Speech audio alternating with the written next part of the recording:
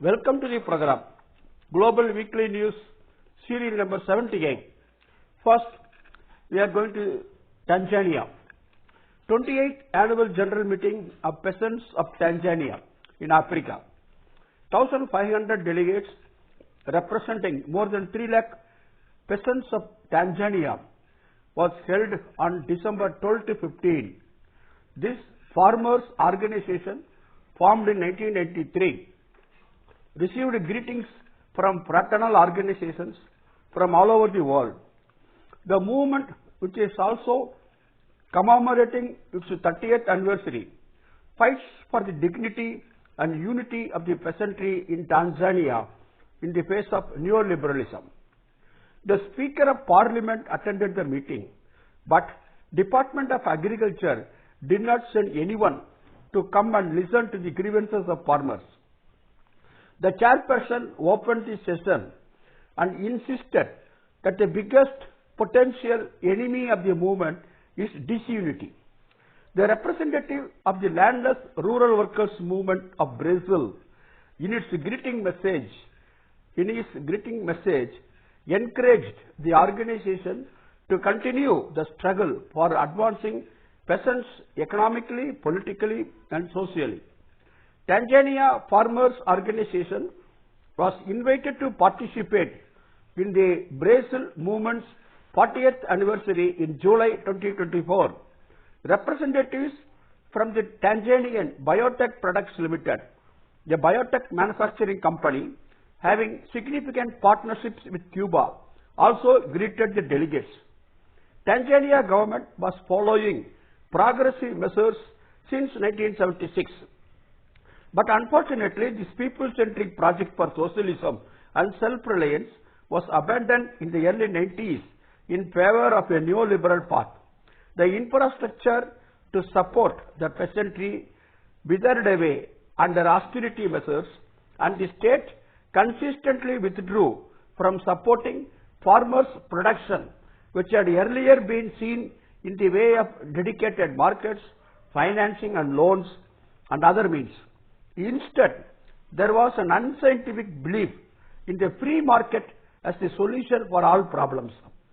Through training, exchanges, and sharing of resources, infrastructure and knowledge, the farmers' movement grew into a force to be reckoned with in Tanzanian society.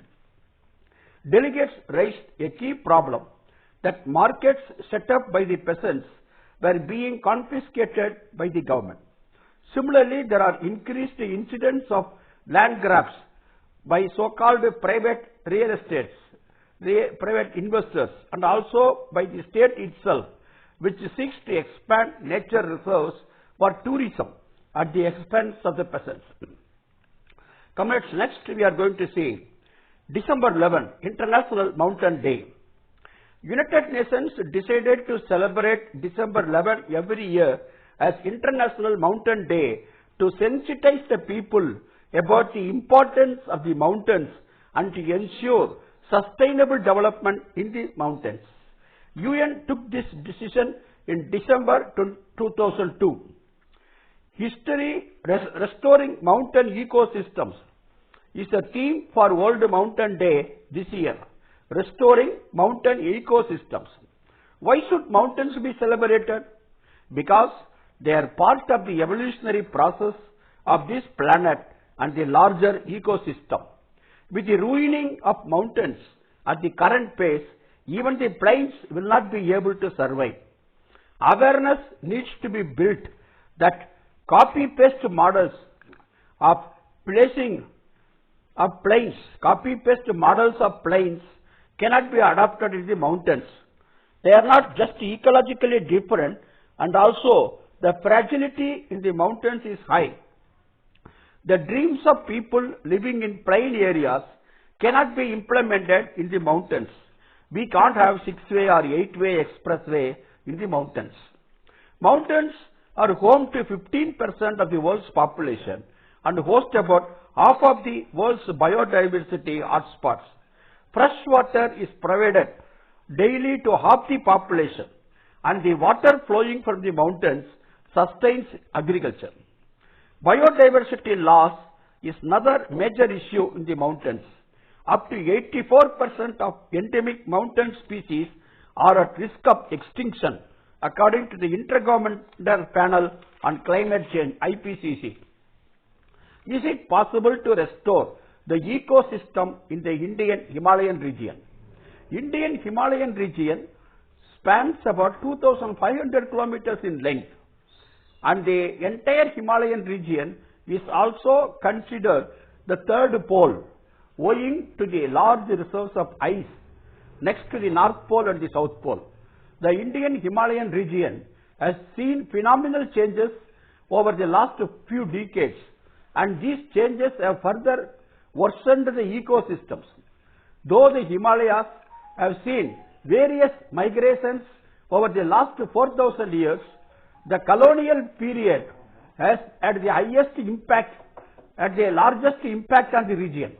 While ruling India, the British treated the Himalayas with a colonial mindset and extracted timber and teak from the region. British brought the railways to the city of Simla to extract wood, coal and timber from the mountains. Post-independence, there has not been any radical shift. The state government were forced to adopt the Fiscal Responsibility Budgetary Management Act, which meant two major things. Foremost, the fiscal deficit should not be more than 3% of the gross state domestic product. And furthermore, states must look into generating resources. The states are now seen tapping the hydropower and generate resources, attract more tourism, and allow cement and other such industries in the region. The Himalayan state governments started holding investment meets, investment conclaves, conferences to attract investment. Most of the dams built in the Himalayan region are located in highly seismic zones prone to landslides, flash floods and earthquakes. Several dams were constructed without a proper environmental impact assessment. Planned destruction of the Himalayas is destroying the Himalayan ecosystems and forcing the displacement of many indigenous populations who have been the traditional drivers of conservation of the mountains. The construction of roads and infrastructure activities pose a major threat to ecological corridors. National Highways Authority of India was recently strongly castigated for three of its major failures. One, the Chandigarh-Simla corridor has vertically split the mountains and causes massive landslides. For nearly 3 months, the Chandigarh-Simla road was completely shut. Likewise, the Chandigarh-Kulu-Manali highway remained closed for an equal period with flawed construction methodology. There was a massive loss even to the tourism sector. The Uttarkasi tunnel collapse is a recent phenomenon highlighting the erroneous developmental design of construction in the Himalayas. Tourism in the Himalayas must be linked to the cultures and food habits of the regions. The union government is making unilateral decisions. The Chardham Yatra linking Gangotri, Yamunotri, Badrinath, etc., despite strong opposition from the scientists and local people, it's a glaring example of trampling upon the local community-led development model. It seems next to impossible to complete this project of 900-kilometer highway having many tunnels. There should be a geological mapping of the entire Himalayan region along with the water contouring and through remote sensing. Indian Himalayan region has extremely dry, arid to highly humid environments. Construction methods can't be the same everywhere in the Himalayan region. Comrades, third, in the world there is more and more de-dollarization. 95% of trade between China and Russia is no longer done in US dollars. Ruble of Russia and yuan of China are used in the trade. The yuan has also been used by Russia in commercial transactions with Mongolia, the Philippines, Malaysia, the United Arab Emirates, Thailand, Japan, Tajikistan and Singapore. Western countries had imposed 17,000 sanctions on Russia since 14th February 2022, the day when Russia began its special military operations against Ukraine. US, Canada, Great Britain, European Union, Switzerland, South Korea, Australia, Japan and exceptionally Singapore of Global South had imposed sanctions on Russia. Between 2014 and 2022, Russia used euros instead of dollars. European Union was the main trade partner of Russia. But from 2022 to till now, the trade between Russia and Europe decreased by 70% because of sanctions. The trade between Russia and the Asian countries increased by 70%. 60% of Russian wealth and 40% of Russia's foreign exchange reserves are in Chinese yuan. For the first time in history, India purchased 10 lakh barrel crude oil from the United Arab Emirates this year August by paying in rupees. Saudi Arabia and United Arab Emirates are joining the BRICS forum. BRICS, B for Brazil, R for Russia, I for India, C for China and S for South Africa. This BRICS is favoring trade in local currencies instead of dollar. Comrades, let us go to Philippines, where the transport workers are facing mental stress due to corona and after effect due to the policies of the Philippines government. Philippines transport workers on struggle path. Bongbong Marcos Jr. is the president of the Asian countries, a small country, Philippines. Militant jeepney groups are launching transport strikes during the holiday season, which is on the heels of a similar protest last month. Jeepneys, it is not jeep, it is jeepneys, are redesigned US Army military jeeps from the Second World War, are both a national symbol and the dominant mode of public transport in the Philippines, jeepney. The jeepney workers are demanding the suspension of the December 31, 2023 deadline for jeepneys to be consolidated into fleets organized as cooperatives or corporations. Further, they are questioning the public utility vehicle modernization scheme itself. During the COVID-19 pandemic, the informal, illiterate jeepney drivers and operators experienced a silent pandemic of mental health issues. COVID-19 quarantines instituted in the Philippines banned all forms of public transport. The jeepney workers had to beg for food or alms at the height of the lockdown. Symptoms of mental health problems were expressed in various forms. One is extreme sadness. Second, incidents of anger at family members and friends. Third, low self-esteem at the loss of breadwinner status. If the workers go out to drive, they may get exposed to COVID-19. But if they do not go out, they may die of hunger. That was the situation during COVID-19. The working hours of jeepney drivers are more than the normal working days of 8 hours. So, as a result, they have little contact with their children. The drivers migrated to the cities from the villages. They were in a worse situation. They lived in their jeepneys without an income. With the government set to modernize or corporatize jeepney operations from 2024 January, the silent pandemic of mental health issues may again crop up. Only optimism is that the workers can find hope is their collective actions and collective activities, the collective struggles.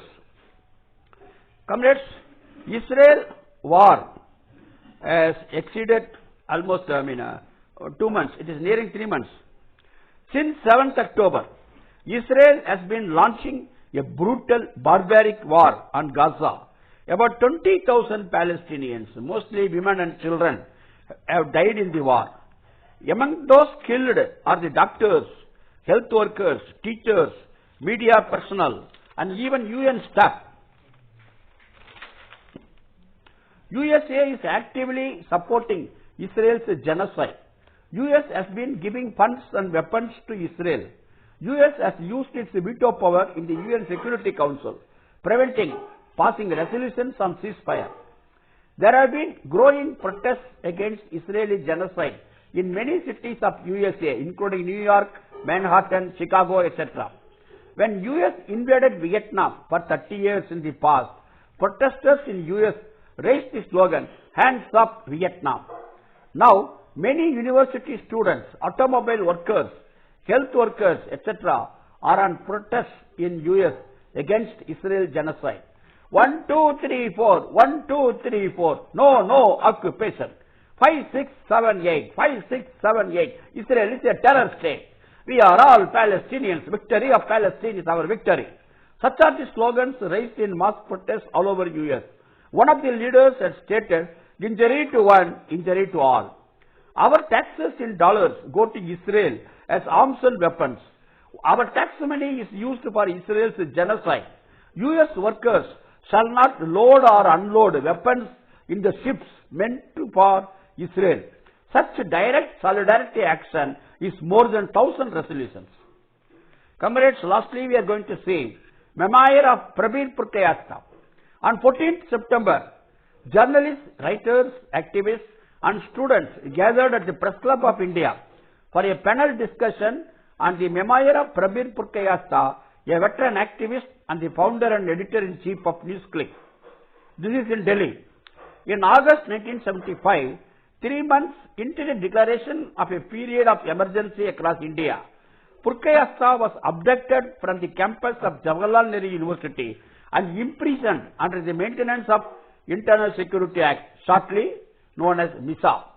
On 3rd October this year, 2023, Prabir Purkayastha and NewsClick's administrative head, Amit Chakravarti, were arrested in a series of coordinated raids and arrested under the draconian Anti-Terrorism Unlawful Activities Prevention Act. Purkayastha was first arrested as a student, then as a journalist now. His abduction in 1975 came in the midst of a historic protest action against the expulsion of Ashok Lata Jain, an elected councillor of the JNU Students' Union. Nearly 50 years later, on 15th December 2023, the university's administration issued notice to 16 students, days after stifling the ability of students to hold protests on campuses. On 12th December, a High Court in Jammu and Kashmir ordered the release of journalist Asif Sultan 5 years after he was arrested and subsequently booked under UPA, Unlawful Activities Prevention Act. Even today, the struggle to defend the democratic rights and the Constitution continue. The panel discussion included researcher Indrani Mazumdar, Wilson, an activist and founding member of the Safai Karmchari Andolan, and N. Ram, a journalist and director of the Hindu Publishing Group. Terming the current period in India as being under a Hindutva authoritarian regime, N. Ram warned that institutions are being captured, manipulated, and media freedom is under full-scale attack. Wilson warned against attempts to create an opposition-free India, while urging the need for people to come together against an authoritarian state. The speakers emphasized the need to reject pessimism. The resistance to Modi regime is intensifying day by day. On 22nd October, there will be massive demonstrations all over India against the suspension of 143 MPs. Comrades, thank you, comrades. See you next week. Lots of love.